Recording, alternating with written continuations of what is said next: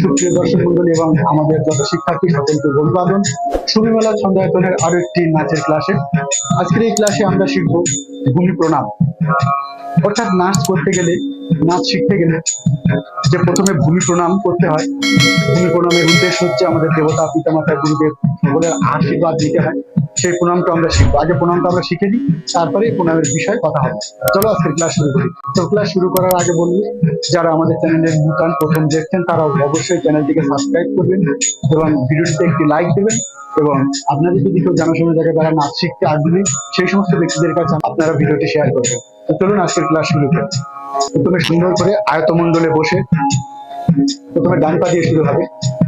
1 2 3 4 5 6 7 8 9 10 11 12 13 14।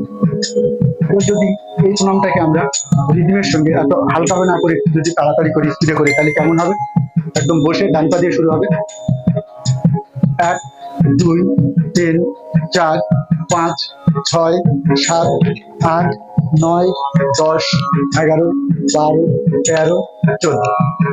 তাহলে প্রথমে কি হলো? এবার কেটে আয়তমণ্ডলে বসে প্রথমে ডান পা 1 2 বাম পা, 3 শিখর মুদ্রা, 4 ঘাড়ে, 5 পাশে, 6 সামনে, 7 বসা কুঞ্চিত জানুপদে বসা, 8 হংসাস্য মুদ্রা মাটি, 9 চোখ, 10 দাঁড়ানো, দাঁড়ালে পা জোড়া হয়ে যাবে, 10 11 উপরে প্রণাম, 12 কপালে প্রণাম, 13 বুকে প্রণাম, 14 শেষ। প্রণামের যে একটা বোল আছে, সেই বোলটার সঙ্গে যদি করি তাহলে কি হবে দেখো। আয়তমণ্ডলে বসে টাক্কা দেবী টাক্কা ঝুন্নু, টাক্কা দেবী টাক্কা ঝুন্নু, টাক্কা দেবী টাক্কা ঝুন্নু, টাক্কা দেবী টাক্কা ঝুন্নু, টাক্কা দেবী টাক্কা ঝুন্নু, টাক্কা দেবী টাক্কা ঝুন্নু, টাক্কা দেবী টাক্কা ঝুন্নু। এবার আমরা জানবো আমরা নাচের এই প্রণামটা কখন করবো এবং কিভাবে করবো। নাচের শুরুতে যখন নাচ শুরু করতে হবে তখন এই প্রণামটা করতে হবে, তবে নাচ শেষ হয়ে গেলে তখন এই প্রণামটা করতে হবে।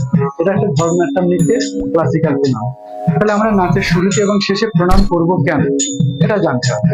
নাচের শুরুতে শেষে প্রণাম করার উদ্দেশ্য হলো নৃত্যের প্রতি শিল্পীর শ্রদ্ধা, ভক্তি, একাগ্রতা প্রকাশ করার জন্য, দেবতা, পিতামাতা এবং গুরুজনের আশীর্বাদ প্রার্থনা করার জন্য এবং দর্শক সাধারণের অভিবাদন গ্রহণ করার জন্য আমরা নৃত্যের শেষে এবং শুরুতে প্রণাম করে থাকি। তাহলে প্রণাম করি কেন, এটা বলতে গেলে 3টে ভাগে ভাগ করে নেবে। প্রথম ভাগ হচ্ছে নৃত্যের প্রতি শিল্পীর শ্রদ্ধা, ভক্তি, একাগ্রতা প্রকাশ করার জন্য। 2 নম্বর কারণ হচ্ছে দেবতা, পিতামাতা ও গুরুজনের আশীর্বাদ প্রার্থনা করার জন্য। এবং 3 নম্বর কারণ হচ্ছে দর্শক সাধারণের অভিবাদন গ্রহণ করার জন্য আমরা এই নৃত্যের শুরুতে শেষে প্রণাম করে থাকি। প্রথম কারণ হচ্ছে নৃত্যের প্রতি শিল্পীর শ্রদ্ধা, ভক্তি, একাগ্রতা প্রকাশ করার জন্য। আমি একজন নৃত্যশিল্পী, তোমরা যারা নাচ শিক্ষক প্রত্যেকে শিল্পী, তারা নাচের প্রতি, তারা এই নৃত্যের প্রতি শ্রদ্ধা, ভক্তি, একাগ্রতা প্রকাশ করার জন্য প্রণাম করবে। 2 নম্বর কারণ হচ্ছে কি দেবতা, পিতামাতা এবং গুরুজনের আশীর্বাদ প্রার্থনা করার জন্য। আমরা যখন উপরে প্রণাম করেছি, উপরে আমাদের দেবতা, তাদের উদ্দেশ্যে প্রণাম করেছি। কপালে গুরুদেব এবং পিতামাতার আশীর্বাদ এবং গুরুজনের আশীর্বাদ প্রার্থনা করার জন্য। এবং 3 নম্বর কারণ, শেষ কারণটা হচ্ছে দর্শক সাধারণের অভিবাদন গ্রহণ করার জন্য এবং তাদের অভিবাদন ফিরিয়ে দেওয়ার জন্য আমরা প্রণাম করে থাকি। আজ আমাদের ভূমি প্রণামটা এখানে শেষ হলো এই ক্লাসে, আর শুধু এটাই হবে। তো ক্লাস শেষ করার আগে বলতে, যে সমস্ত শিক্ষার্থী আচ্ছা তোমরা আমাদের নাচ শিখতে চাও তারা চ্যানেলটিকে অবশ্যই সাবস্ক্রাইব করবে, ভিডিওতে একটি লাইক দেবে এবং বেল আইকনটা অন করে রাখবে, যাতে পরবর্তীকালে যতগুলো ভিডিও ক্লাস হবে, নাচের ক্লাস, সেগুলো যেন তোমাদের কাছে পৌঁছাতে পারে।